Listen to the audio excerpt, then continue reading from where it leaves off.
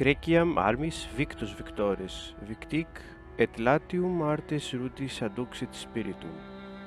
Η κατεκτημένη με τα όπλα Ελλάδα νίκησε τον κατακτητή, τους Ρωμαίους, με το πνεύμα και έφερε τις τέχνες του απολύτη στο Λάτιο, Οράτιος.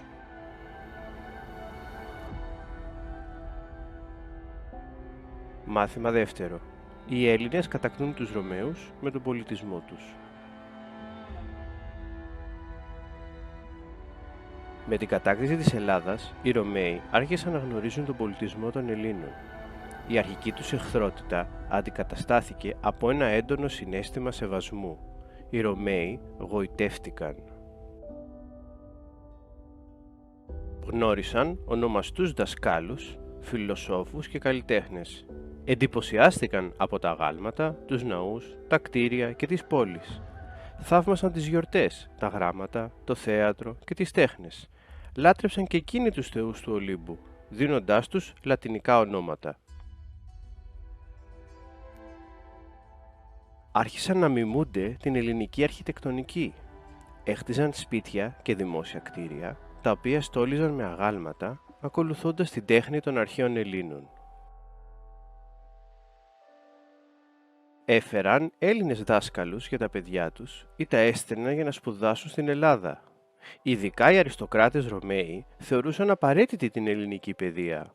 Ο Πολύβιος, αν θυμάστε, ανέλαβε την εκπαίδευση του Σκυπίωνα. Άρχισαν να μαθαίνουν ελληνικά, θεωρώντας τη γλώσσα αυτή εισάξια με τη δική τους, διότι γνώριζαν τη δύναμη και το κύρος της στην Ανατολή. Ορισμένοι Ρωμαίοι, όπως ο Ιούλιος Καίσαρας, μιλούσαν άπτεστα τα ελληνικά και όλοι όσοι ήλπιζαν σε ανώτερα αξιώματα έπρεπε να τα μιλούν. Ταυτόχρονα μεταφράζουν ελληνικά έργα στη λατινική γλώσσα, από τα οποία και εμπνέονται για να γράψουν δικά τους. Ο Ρωμαίος Βυργίλιος έγραψε την Ενιάδα, έχοντας διαβάσει Όμηρο. Μαζί με τα λογοτεχνικά έργα γνώρισαν και αγάπησαν το θέατρο, παίζοντας ελληνικές κωμωδίες και τραγωδίες. Φιλέλληνες αυτοκράτορες κατασκεύασαν θαυμαστά έργα σε όλο τον ελληνικό κόσμο, μερικά από τα οποία επιβιώνουν μέχρι και σήμερα. Η πύλη του Αδριανού στην Αθήνα, για παράδειγμα.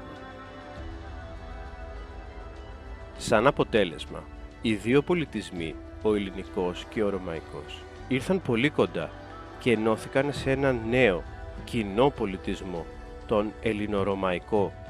Ο πολιτισμός αυτός αποτελεί τη βάση του σύγχρονου κόσμου, παραμένοντας κτήμα των ανθρώπων έως σήμερα. Πού να οδήγησε αυτή η ένωση και πώς να επηρέασε την ιστορία?